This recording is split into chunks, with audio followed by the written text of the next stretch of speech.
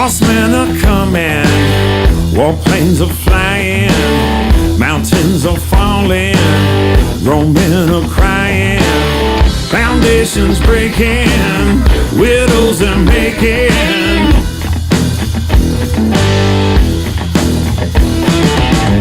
You best be running, horsemen are coming.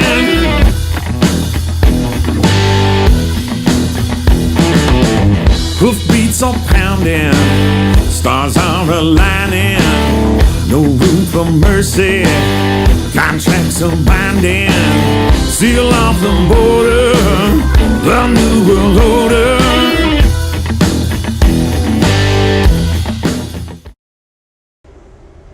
Hello everyone, welcome to All Access Texas Music News, your #1 news source for all things Texas music. Joining us now, great songwriter, one of our favorites, Brandon Jenkins. Thank you for hanging out with us. Thanks, man. Tell us a little bit about what's going on with you and the band, what you got coming up here in 2012.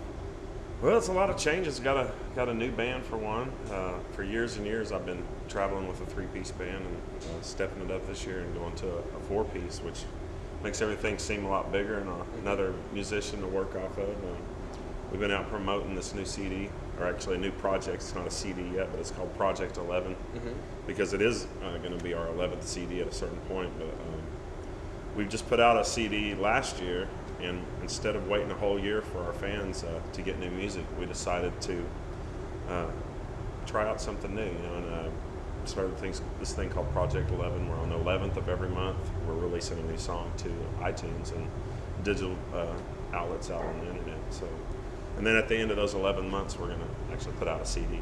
So, talk a little bit more about how that came together, the uniqueness of it. How'd you get the idea in your head how to put that together? It's our 11th CD, right? And we debuted this Project 11 on 11/11/11, which doesn't come around too often. So, we saw that and kind of put the two together, and we're like, wow, this is a unique opportunity. And at the same time, things are kind of changing in the music business, So try something different and just see if something sparks some new fans and maybe takes us in a different direction. I hear you, man. Also, tell us where can they go each time a song comes out? Where can they go get it? Well, you can always go to brandonjenkins.com, and we always have like a link to where you can get it, or you can go just usually directly to iTunes. But once the actual CD comes out, and as well as all our old CDs, we always recommend people go to lonestarmusic.com. Okay. Just because we like to help our friends out down here in Texas. But you can always go to Amazon.com, or any of the big outlets should have our stuff, hopefully. Awesome. Also, where can they go to check out your tour dates when you're going to be on the road? Well, it seems like nowadays the best thing to do is through Twitter or Facebook, which on Facebook I guess it's Brandon Jenkins Fan, I believe, and on Twitter it's Red Dirt Legend. Okay. On Twitter, and kind of always get a little insight to what we got going on, not only on dates and projects and stuff, but just fun stuff on the road. So BrandonJenkins.com or Red Dirt Legend on Twitter. Awesome. All right, here's something fun we like to do here at All Access Texas. We call it the Gauntlet. It's a bunch of random questions you've probably been asked before. All right. Or maybe you haven't. Okay. You ready? Let's go. All right. All right, first off, tell us, what is the craziest thing that's ever happened at one of your shows? Oh, wow. The craziest thing that's ever happened at one of my shows that I did? Mm-hmm. Well, it's been years and years ago, but, as musicians, we're out on the road, we have to get paid or we can't make it to the next town. Right. This particular club we'd had trouble with in the past, getting our money out of them. And this was back when I was a little more wild and crazy, And I told the guy before we started, I said, "Now, when we start this, you're going to have to pay us. Now, if you don't have my money, don't let us start, because there's going to be a problem when I get done if you don't have the money." And they're, "Oh, it's all good stuff." So we started up and played the night, and at the end of the night, they didn't have our money, and we loaded up the PA and took it. You're kidding. Yeah, we loaded it up, and I'd say that's kind of crazy. Off the top of my head, so, And the craziest thing of that story was we actually played at that club again. You're kidding. We did. What did the manager say whenever you took his? Not a damn word. Really? And you played there. Yeah. Did you leave the PA last time? We what's that? Did you leave the PA whenever you came back the next time? Well, we were leaving town the next day at 2:00, and I think that was one of the last, a few expletives there, and said, "We're leaving town tomorrow at 2. If you want this PA back, then whatever." Right. Some sort of threat. I hear Sure you. enough, at 2:00, they called us and had because we started getting nervous. We were all gung ho that night, and the next morning we woke up and we were like, I think what we did was called strong arm robbery. I'm not sure. It probably wasn't a good idea, but I wouldn't recommend that for you guys. It was a different time. Have you ever, out of your bands in the past, or have you ever left somebody on the road, or have you ever been left on the road? Yeah, I've had to leave. Over a lot of years of having different musicians, and I don't want to say his name just because he actually still is in the scene, but I had to leave a guy in Oklahoma City one time. He left the band. He said, "Well, this is my last weekend." So he started loading his stuff up, and I was like, "If it's your last weekend, go ahead and keep your stuff out." And we went on to the next gig. So I'm not painting myself as a very nice person usually. I promise. What is the worst hotel you've ever stayed in? The worst hotel? I couldn't tell you the name of it, but it was in Bossier City, Louisiana, and it smelled like, I don't know how you can distinguish pee from cats, but it was a combination of definitely stronger on the pee and maybe a hint of cat with maybe some vomit, and no air conditioning in it, so I'd say No AC. Bossier City, Louisiana. Obviously, I would imagine probably during the spring or summertime. Yeah, I hot think weather it was months. right when you need the AC. The AC. Yeah, exactly. Oh, goodness. Well, Brandon, what really pisses you off? This is me. Well, there's slight irritations all the time, but let's see, something that really pisses me off. I don't know, not a lot. It's hard to. That's the thing with me. It's hard to tell exactly what's going to piss me off. I like to keep everybody guessing. I don't know. I guess just people. You get a lot of disrespect on the road with, particularly sound guys. So I'd say sound guys really piss me off. Because over the years,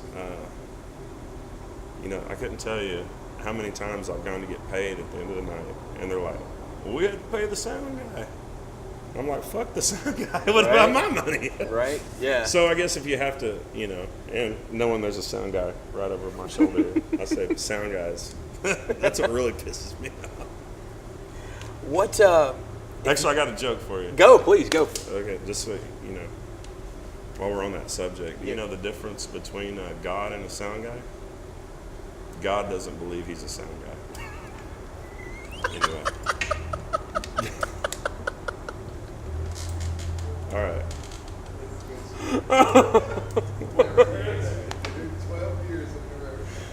I hope your sound's good tonight, by the way. I probably should have made these jokes after the show. It's fine. All right. Tell us something about yourself that no one else would know. No one else would know. I don't think I want to share anything that no one would know about myself. Those are pretty dark secrets. How about this? Make it easier for you. Do you have any guilty pleasures? Well, once again, I've got a lot of guilty pleasures, but I usually don't tell anybody about them. One of my real guilty pleasures is, I don't know, this is kind of lame, but since, I guess, September, I haven't been eating meat.